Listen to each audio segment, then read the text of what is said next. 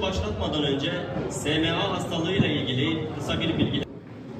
SMA hastamız tüm kurum amirlerimize, kanaat önderlerimize, iş insancılarımıza ve birbirinden değerli misafirlerimize Salina kızımızın annesi Sayın Seher Nergis'in konuşmaları.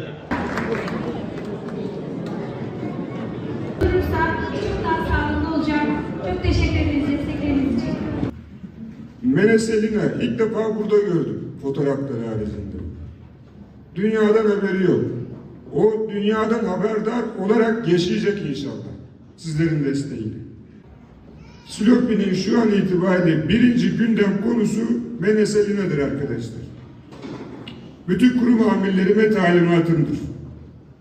Herkes kurumunda Meneselina için çalışmasını yapacak.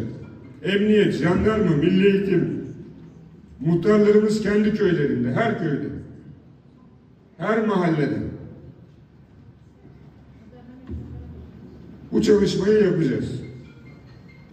Silopi bu noktada kendini ispat etmiş bir ilçe. Yani biz özellikle deprem döneminde buradaki seferberliği, eşim de burada, ben gözlerim yaşararak izledim. Şimdi aynı seferberliği Menese için yapacağız. Yapacağız değil mi arkadaşlar?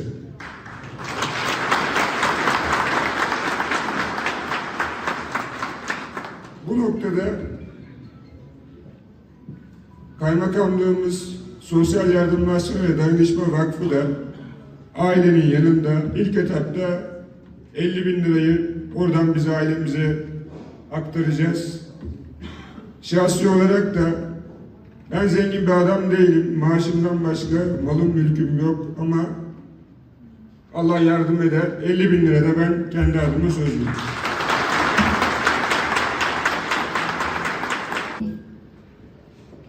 Bir anneyim ben.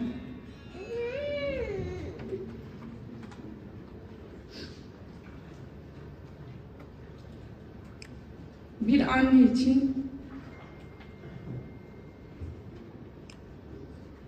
yaşanabilecek en zor durum evladını kaybetmektir. Ben kızımı her gün gözlerimin önünde erirken izliyorum. Kızımın acılarını dindirmedikçe ona bakarken utanıyorum. Bizim hikayemiz yarım kalmasın. Ne olur kızımın ellerinden tutun.